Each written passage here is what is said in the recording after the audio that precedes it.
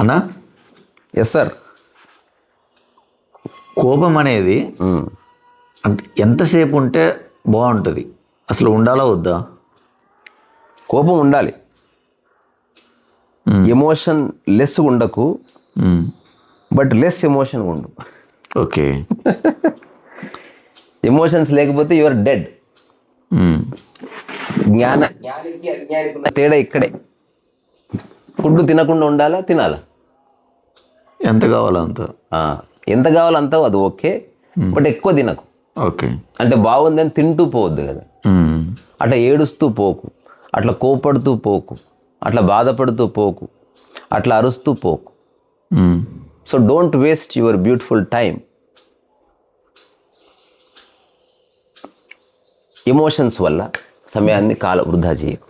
So ఇప్పుడు ఎంతసేపు అన్నదానికి ఎవడు చెప్పలేడు. కానీ ఒక గ్రేట్ సేజ్ వాళ్ళు ఊరికే వాళ్ళ అనుభవం నుంచి చెప్తారు కాబట్టి అది నేను ఎక్కడో విన్నా. శ్రీ రవిశంకర్ అది నాకు తెలుసు, బట్ గుడ్ ఆర్టికులేషన్. ఇప్పుడు కోపం రావచ్చు అంటే రావాలి, 100% రావాలి. ఎందుకు రాకూడదు? You are not a dead body. అలాగని 2 రకాలుగా కోపం వస్తుంది. ఎదుటి వ్యక్తి పట్ల ముందే ఒక ధారణ ఏర్పరచుకొని వాటితో కలిపి ఈ ప్రజెంట్ క్షణాన్ని కలిపి అట్లా కోపడ్డా, అప్పుడు గతమంతా నీ ముందేసుకొని సమయం బర్బాద్ చేసుకుంటారు. రెండోది వర్తమానపు కోపం. నేను పెయింటింగ్ వేస్తున్నా, హఠాత్తుగా నువ్వేదో ఫోన్లో మాట్లాడుతూ వాటర్ అంతే పెయింటింగ్ మీద పడ్డా. చూసుకునేది లేదా, బుద్ధి లేదు నీకు, వేస్ట్ ఫెలో అని. And you continued. మొన్న కూడా అట్లే చేసినావు, 5 ఏళ్ల క్రితం అట్లే చేసినావు, నువ్వు పుట్టకముందు ఇట్లే జరిగింది అని ఇట్లా ఒక 3 hours అయింది. ఎవరో వస్తే వాడి ముందు కూడా, అప్పుడు ఎదుటి వ్యక్తి కూడా చాలా ఇబ్బంది అవుతుంది. సో కోపం రావాలంటే రావాలి, కానీ ఎంతసేపు ఉండాలనేది మాత్రం ఒక ప్రమాణం ఏమిటి అంటే దానికి ఒక చిన్న ఎగ్జాంపుల్. ఇది ఎవరికి వాళ్ళు క్రాస్ చెక్ చేసుకోండి. గురువు గారి దగ్గరికి వచ్చి ఒక అడిగాడంట బిజినెస్ మ్యాన్, గురూజీ నా కోపం రాకుండా ఉండాలి, ఎందుకంటే రాకుండా ఉండాలని ఎందుకు నాయనా, రాని. నేను కూడా చెప్తా, కోపడు. ఏడుపు వచ్చింది, ఎవరో చచ్చిపోతే ఏడు.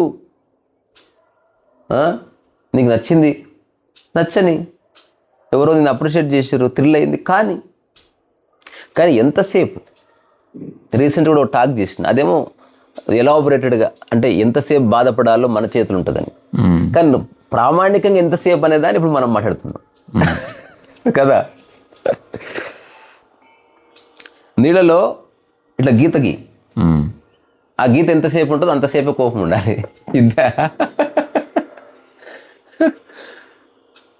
నీళ్ళలో గీతకి ఇట్లా గీత గీస్తే గీత పడుతుంది కదా ఖచ్చితంగా, కానీ ఆ గీత ఎంతసేపు కనబడుతుందో అంతసేపు కోపడు, అంతే.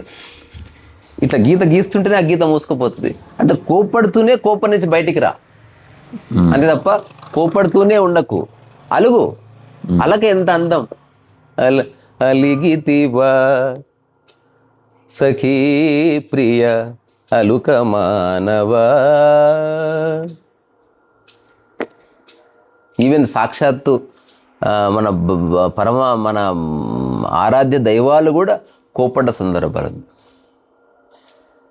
ఉదాహరణకి హఠాత్తుగా కోపం వస్తుంది, ఇట్లా అనేసరికి జై శ్రీ అని ఏదో పాడతారు, పాడగానే రిలాక్స్ అయిపోయింది, ప్రసన్నవదనం.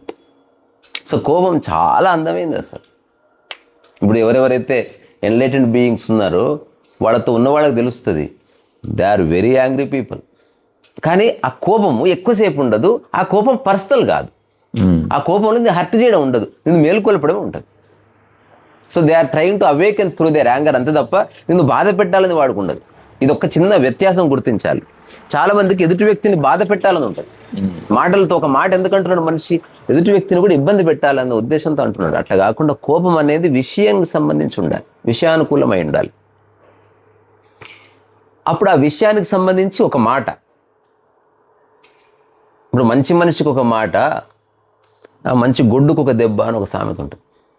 అంటే జస్ట్ మనిషికో మాట గొడ్డుకో, జస్ట్ నువ్వు సమ్ మిస్టేక్ జరిగింది, ఇట్లా చూసినావు అంతే. ఇంకోసారి చేయొద్దు అట్లా. ఓకే, రిపీట్ అయింది. 2 చివాట్లు పెట్టాం. ఆ నెక్స్ట్ మూమెంట్ నీళ్ళు తీసుకురాపు, అలాగే అన్నాను. అంటే ఇద్దరు క్లియర్గా ఉన్నారు. సో జ్ఞాని చుట్టూ ఎలాంటి వాతావరణం, ఇలాంటి వాతావరణం. ఎవరు ఏది క్యారీ చేయరు, అన్నీ అనుభవిస్తారనమాట. అదే బ్యూటీ. వాళ్ళ సెలబ్రేషన్ వచ్చింది అసలు గంట సేపు, ఒక హాఫ్ అన్ అవర్ ఫుల్, అదంతా మళ్ళీ కంప్లీట్ సన్యాసి జీవితంలో పడిపోతుంది. అసలు అంత సంబంధం లేదు. అప్పుడే రోల్స్ రాయిస్ దిగొచ్చాడు, వెళ్ళి గోచి పెట్టుకుని యోగా చేసుకొని ఇంత గడక దీన్ని పడుకున్నాడు. అంటే అర్థమైంది, కార్ అన్నది ఉపయోగించుకునే వస్తువు, ఇరుక్కోలేదు అందులో. అట్లా కోపము కూడా రాని వర్తమానపు కోపము చాలా, అది సూర్యుని యొక్క లేలేత భానుని కిరణాలలాగా అందంగా ఉంటుంది. కానీ నువ్వు అటనే ఎండకు కూస్తున్నావు అనుకో, మెల్లగా డిహైడ్రేషన్ వచ్చి నీ బాడీలో ఉన్న వాటర్ ఎవాపరేట్ అయిపోయి నువ్వు సొమ్మసిల్లి పడిపోతావు. బాగుందని చెప్పి అక్కడే ఉండకు. RRR లాంటి అంత గ్రాఫిక్స్ ఉన్న సినిమా కూడా 3 గంటలు బయటకు దోసేసారు మనల్ని. ఇంకొక 4 అవర్స్ ఉంది, కూర్చోండి బాబు కూర్చోండి అన్నారు అనుకో, నువ్వు చూడవు. ఏదైనా అతి పనికిరాదు. సో ఓన్లీ మాటలు అతి పనికిరాదు. అవసరమైతే 10 అవర్స్ మాట్లాడు. ఇప్పుడు సర్జరీ చేస్తారు కొన్నిసార్లు, 16 అవర్స్ సర్జరీ జరుగుతుంది, 5 అవర్స్ సర్జరీ జరుగుతుంది నాన్ స్టాప్. దానికి డాక్టర్స్ ప్రిపేర్ అవుతారు. రెండోది, అది పెయింటింగ్ వేయడం లాంటిది కాదు. ఏదో ఆర్డర్ వస్తే ఒక ప్రాణాన్ని నిలబెట్టడం కోసం చేస్తారు. బ్రెయిన్ సర్జరీస్ కానీ, లేకపోతే కొన్ని ట్యూమర్స్ తొలగించేది కానీ, లేకపోతే ఒక ఇంటర్నల్ బ్లీడింగ్ ఏదో ఆపడానికి కానీ, లేకపోతే కొన్నిసార్లు ఏవో చిన్న ఒక పార్టికల్ని తీసేసి తప్ప వాడు బతకడు. దానివల్ల అతనికి సీజర్స్ వస్తున్నాయి, అంటే అది ఏమంటారు, ఫిట్స్ వచ్చేస్తుంది. అట్లాంటివి చేయాలనుకున్నప్పుడు they have to be alert and attentive. అందుకని వాళ్ళు ఏం చేస్తారు, అసలు దే డోంట్ ఈవెన్ టచ్, ఇట్లా మాస్క్ వేసి ఇట్లా పెట్టుకొని అట్లా వెళ్తారు operation theatre. They don't even touch anything. ఎందుకంటే చిన్న కంటామినేషన్ ఉన్న ప్రాణం పోతుంది.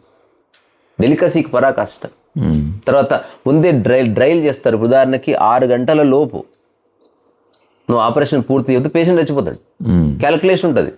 నాకు చిన్న ఒకటి ఇప్పుడు ఫ్రెండ్ వచ్చి ఛాయ్ దాకా వస్తా, ఇది ఎవరు ముట్టుకోవద్దు, గుండె ఓపెన్ ఉండని అని అట్లా చెప్పని ఇక రాదు. అది అంటే మనం పెయింటింగ్ ఆపిపోయినట్టు. అది డ్రిల్ చేస్తారు.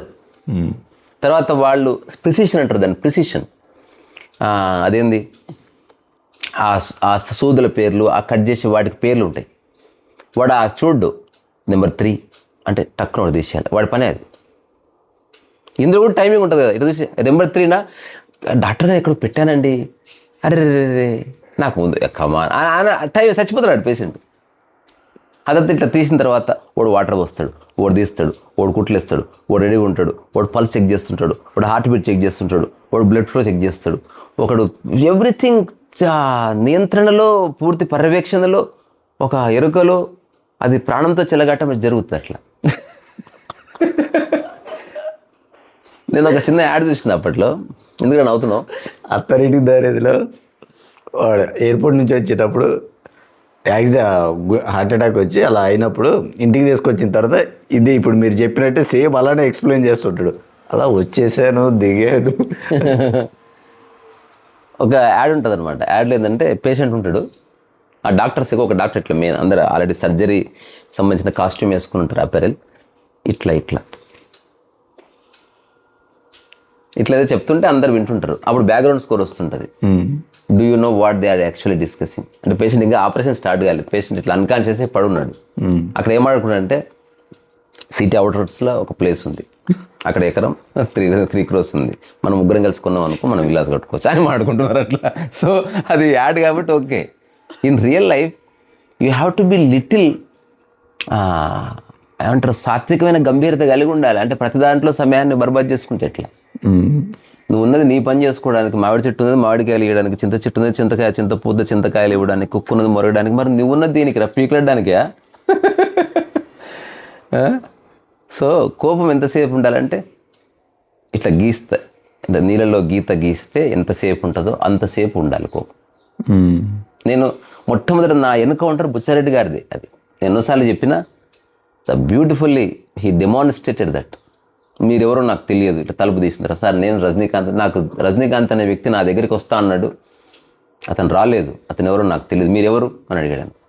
చాలా సీరియస్లీ, ఎవరు మీరు అని అడిగాడు. సో ఆ రజనీకాంత్ అనే వ్యక్తి మీ దగ్గరకు వస్తా అని చెప్పాడు, కానీ అతనికి రావాలనిపించలేదు, రాలేదంతే.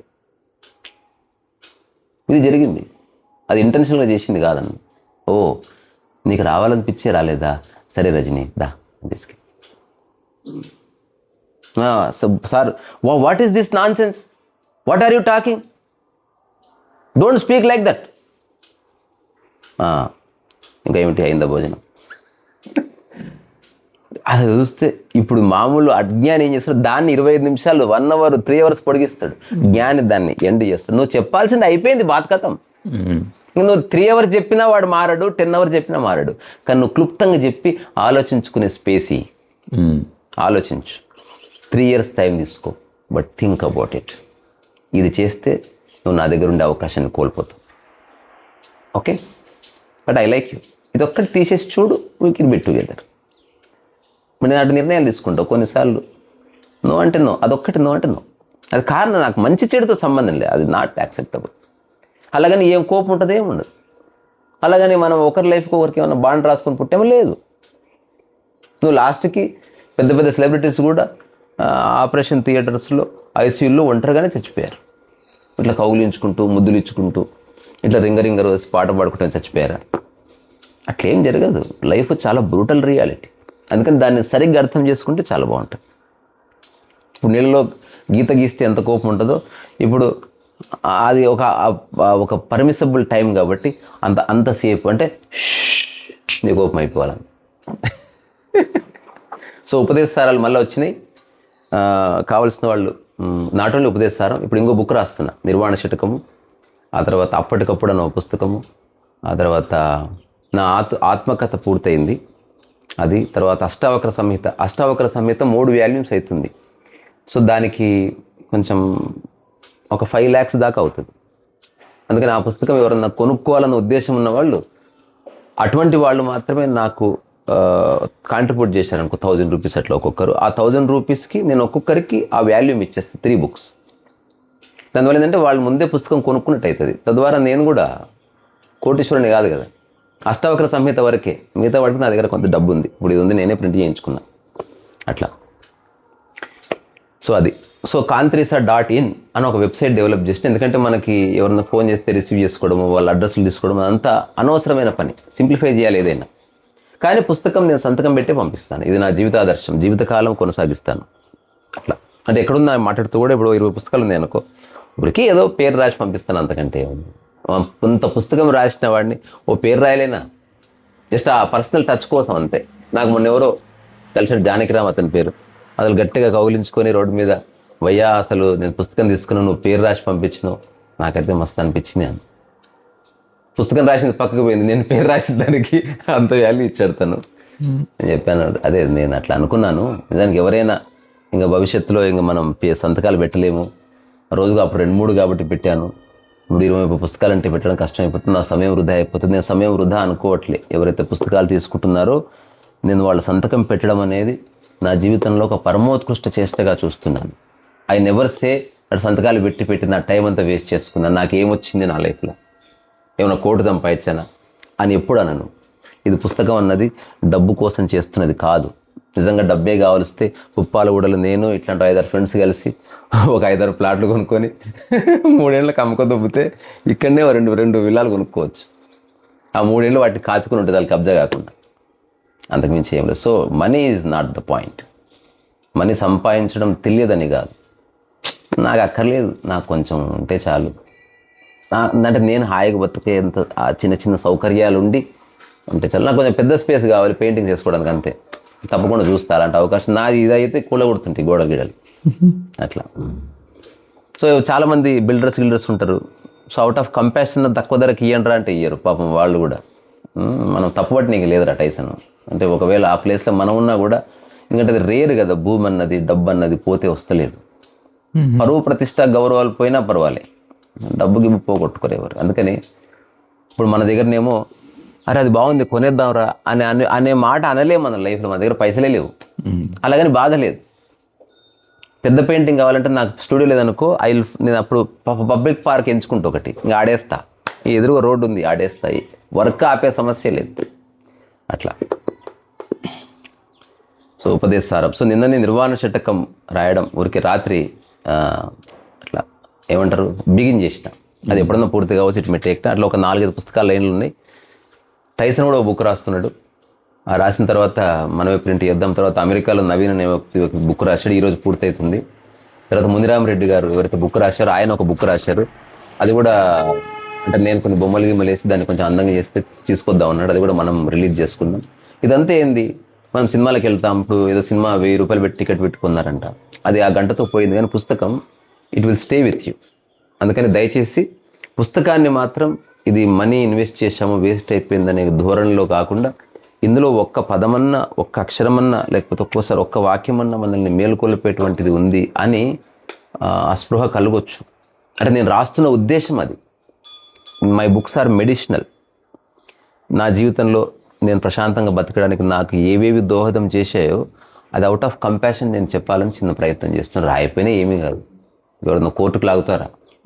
ఇట్లేం లేదు కదా. డబ్బు కోసం అంటే కానే కాదు. ఏ బుద్ధి ఉన్నాడు బుక్ రాయ డబ్బు కోసం. సరే మరి.